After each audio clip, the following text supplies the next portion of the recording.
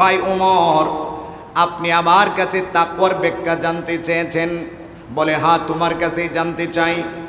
হযরত উবাই ইবনে কাব রাদিয়াল্লাহু তাআলা আনহু বলে, ভাই ওমর, আপনি কি কোনোদিন জঙ্গলের ভিতর দিয়ে রাস্তা অতিক্রম করেছেন কিনা? চতুর্পাশে কাটা আর কাটা এমন রাস্তা দিয়ে আপনি চলেছেন কিনা?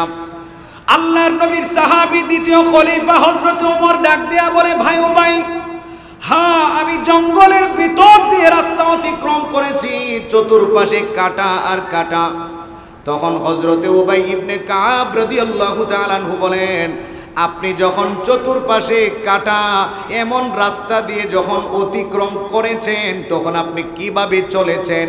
হযরত উমর ডাক দিয়ে বলেন, আমি অনেক সতর্কতার সাথে চলেছি, আমি অনেক সেভে চলেছি, যেন একটা কাটাও আমার শরীরের মধ্যে না বিধে। হযরত উবাই ইবনে কাব রাদিয়াল্লাহু তাআলা আনহু ডাক দিয়ে বলেন, এটার নামই হলো তাকওয়া। আপনি জঙ্গলের মাঝখান দিয়ে চলার সময় সতর্কতার সাথে চলেছেন, একটা কাটা যেমনি ভাবে লাগে নাই, আপনি দুনিয়াতে চলার ক্ষেত্রে এমন ভাবে চলবেন যেন আপনার শরীরে কোনো গুনাহ না লাগে, গুনাহ যেন সংগঠিত না হয়ে যায়, এমন সতর্কতার সাথে চলা, এটার নামই হলো তাকওয়া। সতর্কতা অবলম্বন করে চলা, যেন হারাম কাজ সংগঠিত না হয়, যেন গুনাহ সংগঠিত না হয়, এটাকেই বলা হয় তাকওয়া। আর আল্লাহ সুবহানাহু ওয়া তাআলা এমন মুত্তাকি যারা হয়ে যাবে, তাদেরকে আল্লাহ রাব্বুল আলামিন দুনিয়াতেও পুরস্কৃত করবেন, আখিরাতেও আল্লাহ তাআলা তাদেরকে জান্নাতের মেহমান বানিয়ে দিবেন। এই তাকওয়া আমরা কিভাবে অর্জন করতে পারবো? এই তাকওয়া অর্জন করার মাধ্যম কি?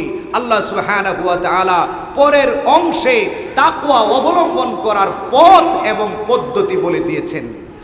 আল্লাহ রাব্বুল আলামিন ডাক দিয়া বলেন, ইয়া আইয়ুহাল্লাযীনা আমানুত্তাকুল্লাহা ওয়া কুনু মা'আস সাদিকিন। আল্লাহ রাব্বুল আলামিন বলেন, হে পৃথিবীর মুমিনেরা, ঈমানদারেরা, তোমরা তাকওয়া অবলম্বন করো, তোমরা মুত্তাকি হয়ে যাও। আর মুত্তাকি কেমনে হইবা? তোমাদের অন্তরে আমি আল্লাহর ভয় কেমনে ঢুকাইবা? আল্লাহ পরের অংশে ডাক দেয়া বলেন, তোমরা যদি মুত্তাকি হতে চাও, অন্তরের মধ্যে যদি আমি আল্লাহর ভয় ঢুকাইতে চাও, তাহলে সত্যবাদী যারা, নেককার যারা, আল্লাহওয়ালা যারা, তাদের সঙ্গী হয়ে যাও। যারা নেককার, যারা ভালো মানুষ, যারা সত্যবাদী, তাদের সঙ্গী হয়ে যাও। উলামায়ে কেরাম এই আয়াতের ব্যাখ্যায় লিখেছেন যে হক্কানি রব্বানি উলামায়ে কেরাম যারা আছেন, তাদের সঙ্গ হওয়া, তাদের সঙ্গী হওয়া, তাদের সান্নিধ্য অর্জন করা, পীর হক্কানি রব্বানি পীর যারা আছে, আল্লাহওয়ালা পীর যারা আছেন, তাদের সঙ্গী হয়ে যাওয়া, তাদের সংস্পর্শ নেওয়া, তাদের সান্নিধ্যে যাওয়া। যদি আল্লাহওয়ালাদের সান্নিধ্যে যাওয়া যায়, তাহলে আল্লাহর ভয় অন্তরে ঢুকবে। কথা বলেন ঠিক কিনা? আর যদি সব সময় গুন্ডা, মাস্তান, নেশাখোর, ইয়াবাখোর, বেনামাজি, এরকম খারাপ মানুষের সাথে চলি, তাহলে খারাপ মানুষের সঙ্গ দিলে, খারাপ মানুষের সঙ্গী হয়ে গেলে আমাকে সে খারাপের দিকে ডাকবে, আর ভালো মানুষের সঙ্গী হলে সে আমাকে ভালোর দিকে ডাকবে। কথা বলেন ঠিক কিনা? এটা আমার কথা নয়, এটা আমার কথা নয়, নবী আলাইহিস সালাতু ওয়াস সালামের কথা, বুখারী শরীফের হাদিস।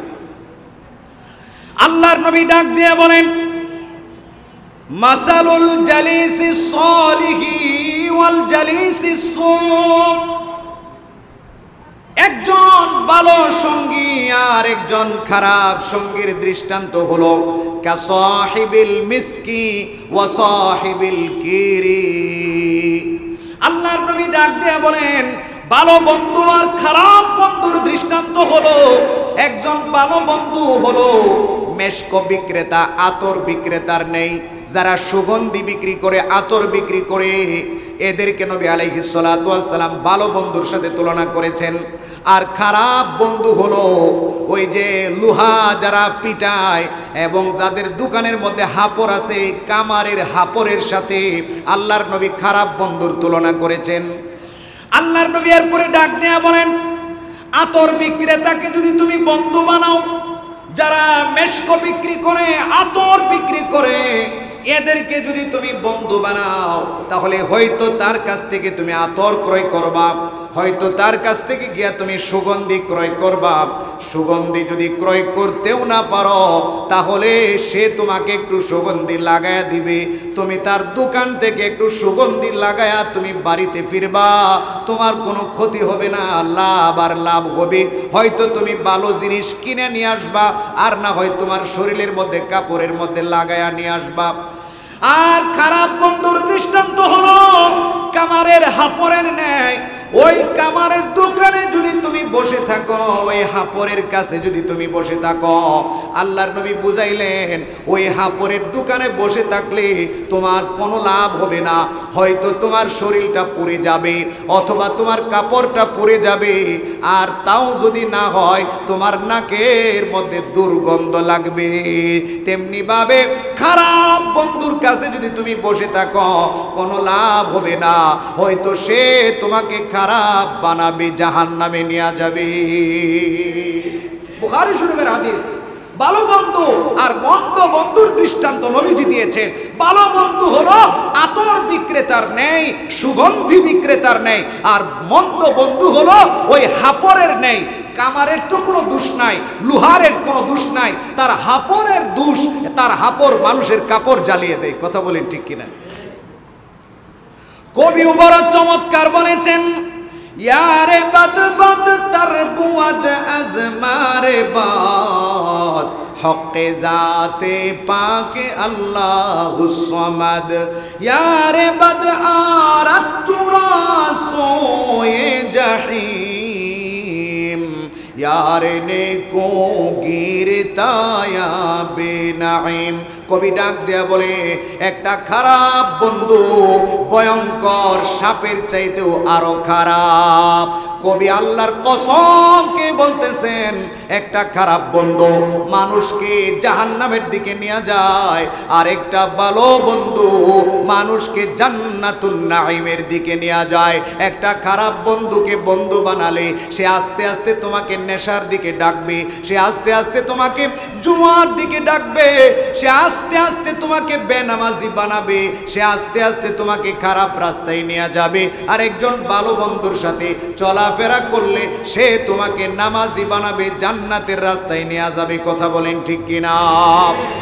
এই জন্য কবি আরো বলেছেন, সোহবতে সালেহ তুরা সালেহ কোনাদ, সোহবতে তালেহ তুরা তালেহ কোনাদ। एक जमाना सोहबते बा औलिया, एक जमाना सोहबते बा औलिया, बेहतर अज सद साल तोआत बेरिया। কবি ডাক দেয়া বলে, ভালো বন্ধুর কাছে গেলে তুমি ভালো হয়ে যাইবা, আর খারাপ বন্ধুর কাছে গেলে তুমি খারাপ হয়ে যাবে। এক জামানা, একটা সময় যদি তুমি একজন ভালো নেককার বুজুর্গর সান্নিধ্যে থাকতে পারো, একজন আল্লাহওয়ালার সান্নিধ্যে যদি তুমি অল্প সময় বসতে পারো, কবি ডাক দেয়া বলে 100 বছর বেরিয়া ইবাদত করার চাইতেও উত্তম হয়ে যাবে। বলুন সুবহানাল্লাহ। বেরিয়া মানে মানুষকে দেখানো ইবাদত না, আল্লাহ রাব্বুল আলামিনের জন্য ইবাদত, এটাকে বলা হয় বেরিয়া ইবাদত। শুধুমাত্র আল্লাহর জন্য গোলামি করা, আল্লাহর জন্য ইবাদত করা, এমন বেরিয়া 100 বছর ইবাদতের চাইতে একজন হক্কানি রব্বানি আল্লাহওয়ালা পীরের সান্নিধ্যে বসা, একজন হক্কানি আলেমের সান্নিধ্যে বসার দাম বেশি। কারণ আল্লাহর নবী বলেছেন, আল্লাহওয়ালাদের সাথে যারা বসে তারা কোনোদিন হতভাগা হয় না। আল্লাহওয়ালাদের সান্নিধ্য যারা নেয়, আল্লাহর নবী গ্যারান্টি দিয়েছেন ওই মানুষটা হতভাগা হবে না।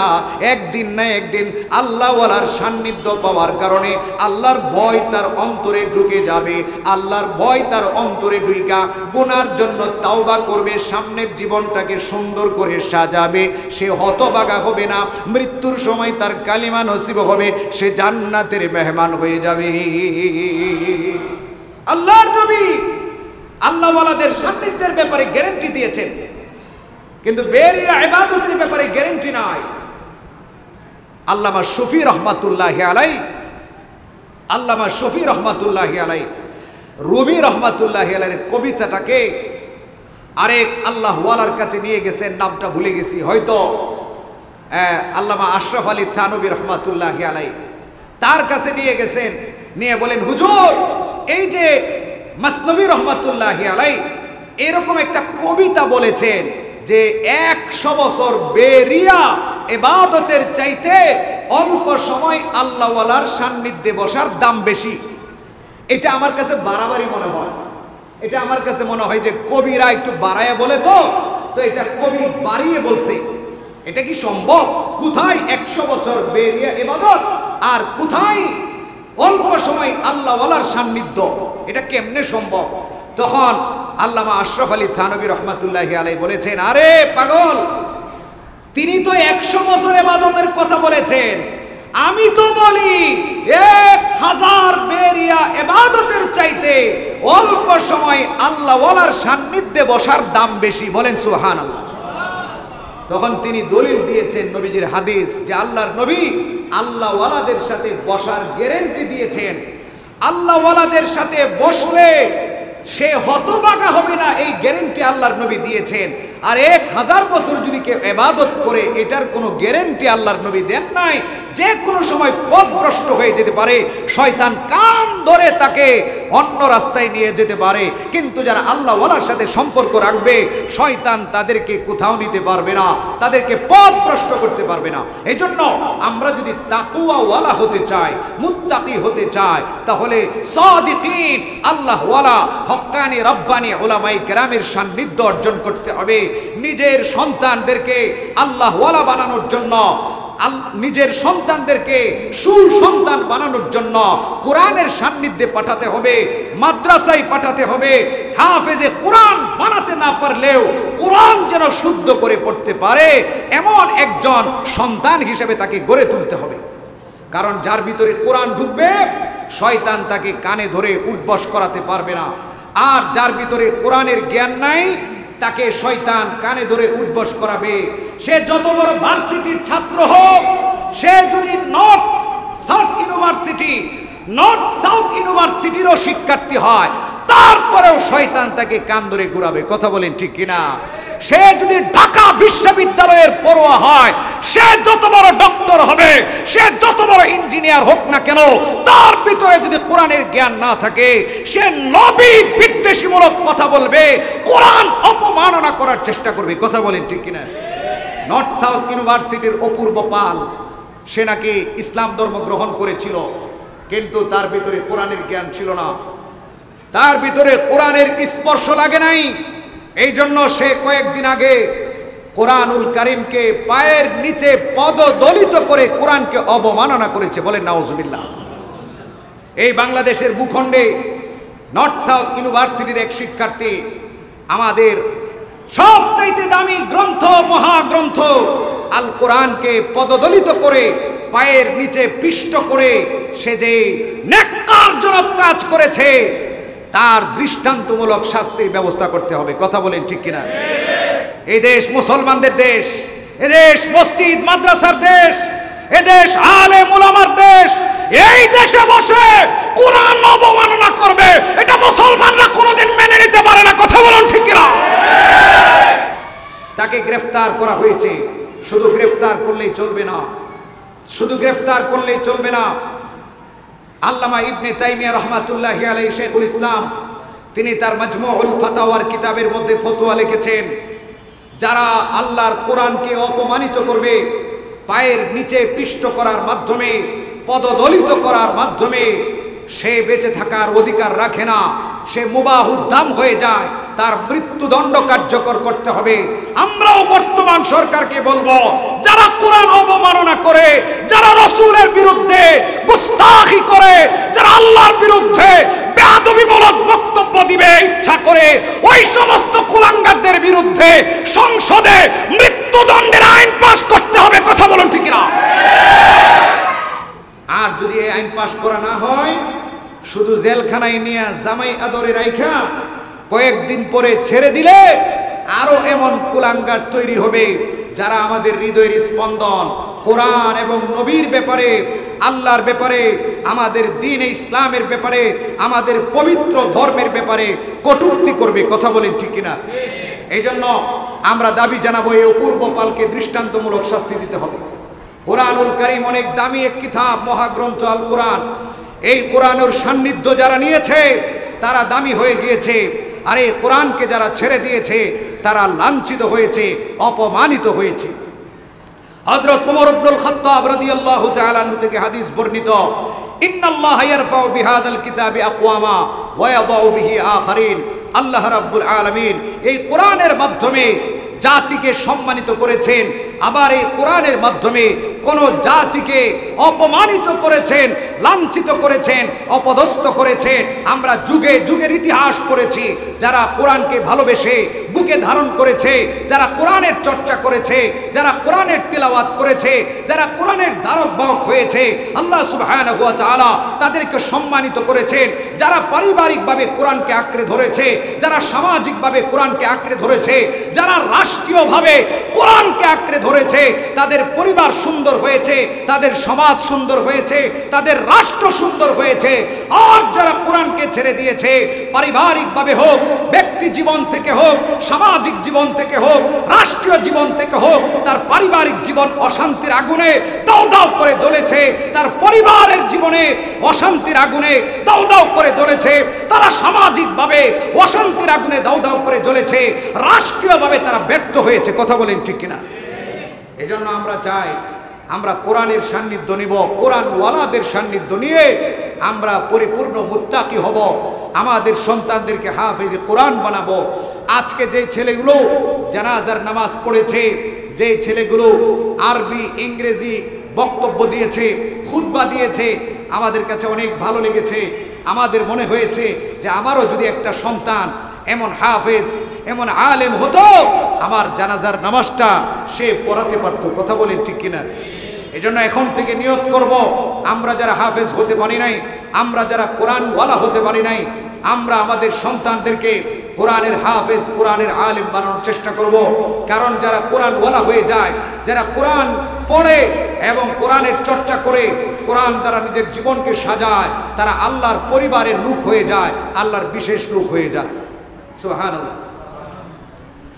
হাদিসের মধ্যে আসছে, হযরত আনাস ইবনে মালিক রাদিয়াল্লাহু তাআলা আনহু থেকে বর্ণিত, ক্বালা ক্বালা রাসূলুল্লাহি সাল্লাল্লাহু আলাইহি ওয়াসাল্লাম, ইন্না লিল্লাহি আহলিনা মিনান নাস, ক্বালু মান হুম ইয়া রাসূলুল্লাহ।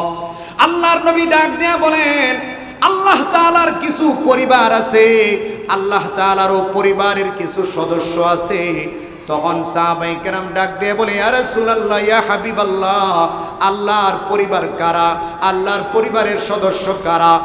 আল্লাহর নবী ডাক দিয়ে বলেন, আহলুল কুরআনি হুম আহলুল্লাহি ওয়া খাসাতুহু।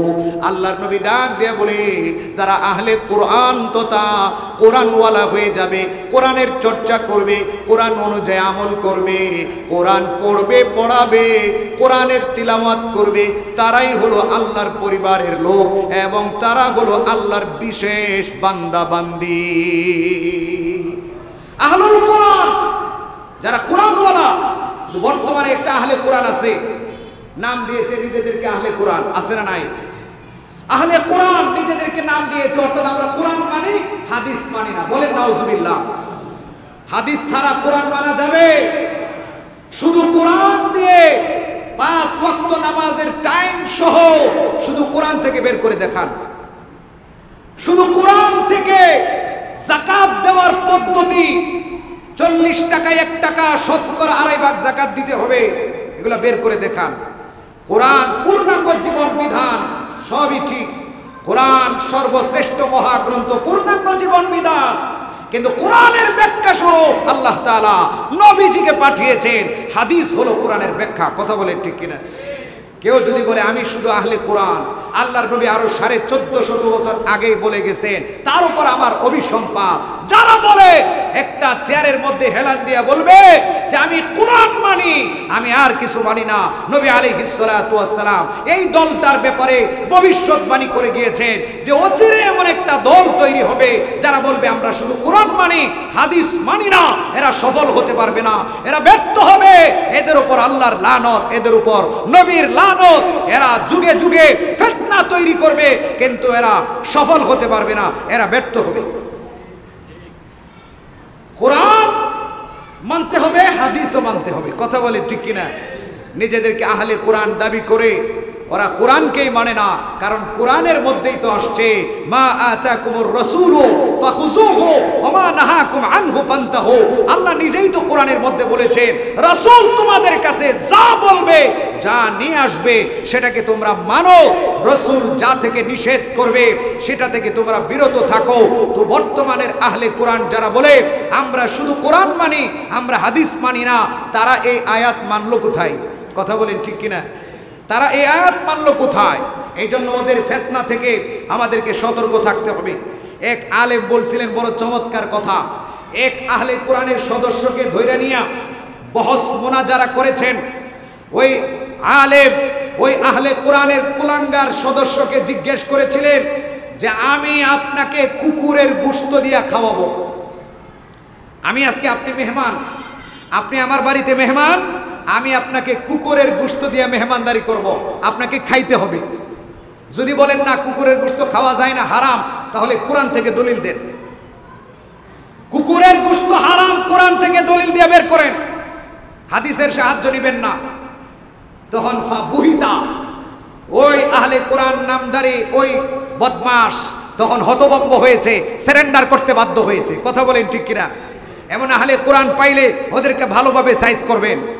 কুকুরের গোশত দিয়ে মেহমানদারি করাইতে চাইবেন, খাইতে হবে, আর না হয় প্রমাণ করতে হবে কুকুরের গোশত হারাম কোরআনের আয়াত দিয়া। কথা বলেন ঠিক কিনা?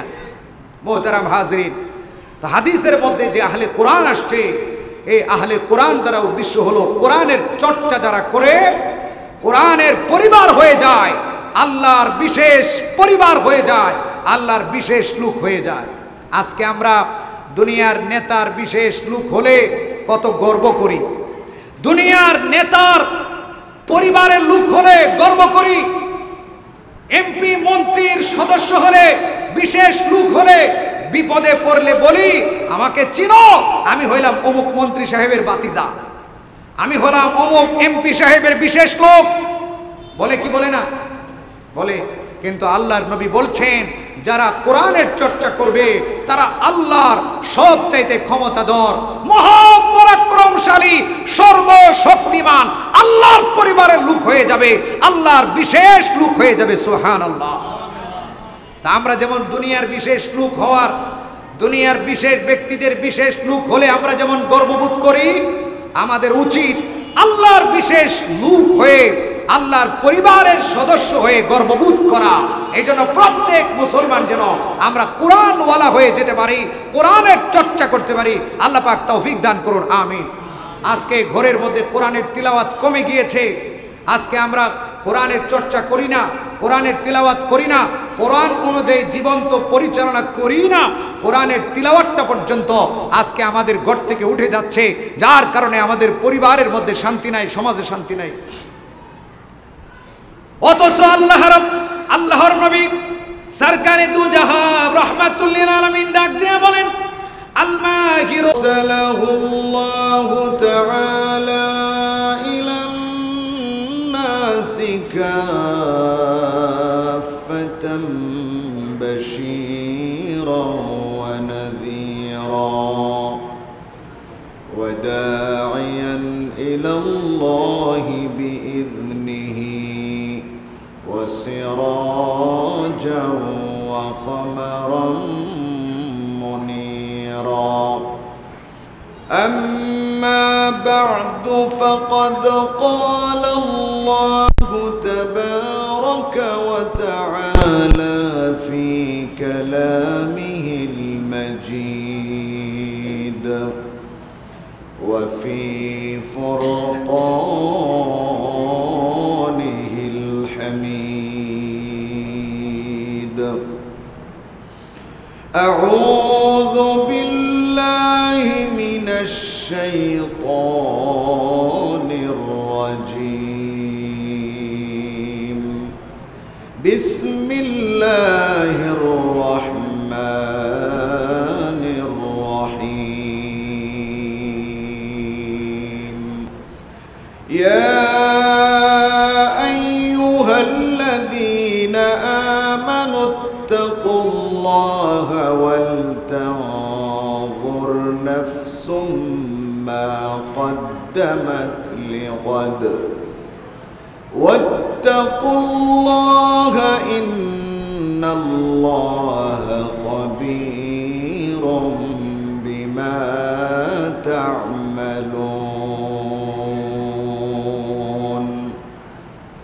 وقال تعالى يا أيها الذين آمنوا اتقوا الله وكونوا مع الصادقين.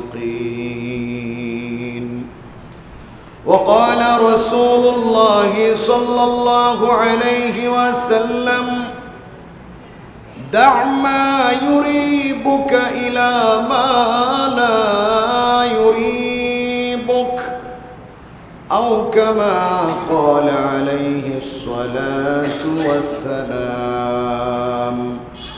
وقال عليه الصلاة والسلام الحلال بين والحرام بين وبينهما أمور مشتبهة أو كما قال عليه الصلاة والسلام.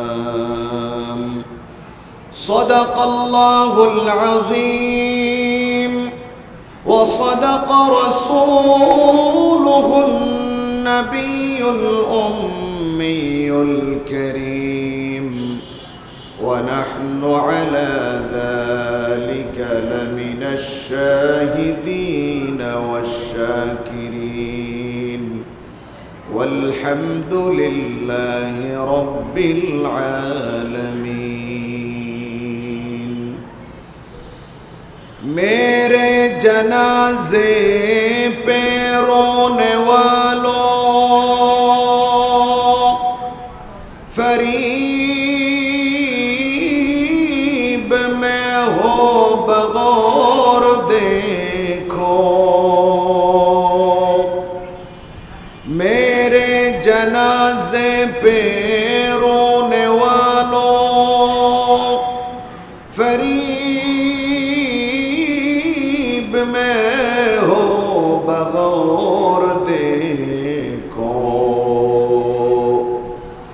मरा नहीं हो गमे नबी में लिबासे हस्ती बदल गया है।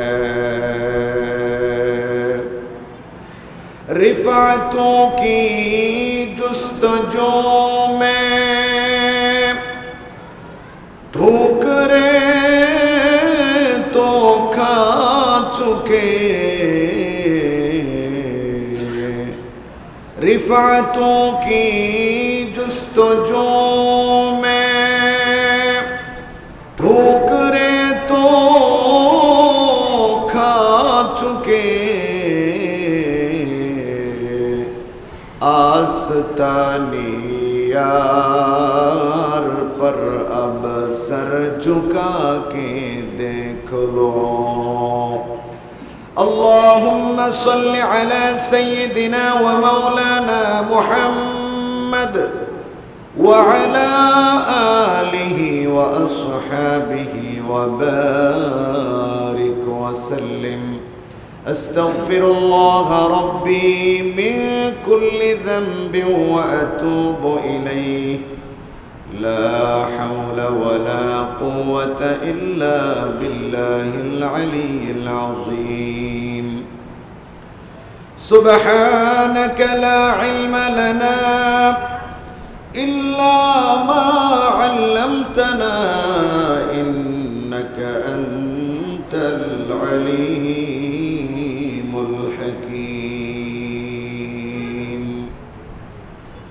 আলহামদুলিল্লাহ, অধ্যকার আজিমুশান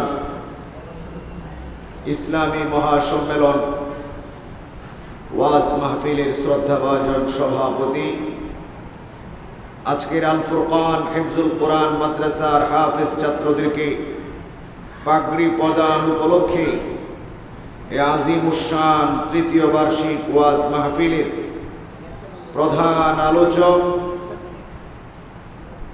আন্তর্জাতিক খ্যাতি সম্পন্ন মুফাসসিরে কোরআন হযরত মাওলানা কারি আব্দুর রহিম আল মাদানী দামাত বারাকাতুহুম, উপস্থিত আছেন মুআজ্জাজ মুকাররম উলামায়ে কেরাম, আমার সামনে উপবিষ্ট পিতৃতুল্য মুরব্বিয়ানে আযম, দ্বীনের অতন্দ্র প্রহরী কলিজার টুকরা যুবক ভাইয়েরা, স্নেহের ছোট ভাইয়েরা, পর্দার আড়ালে অপেক্ষমান অত্যন্ত শ্রদ্ধেয়া মা ও বোনেরা, আল্লাহ রাব্বুল ইজ্জত ওয়াল জালালের আলিশান দরবারে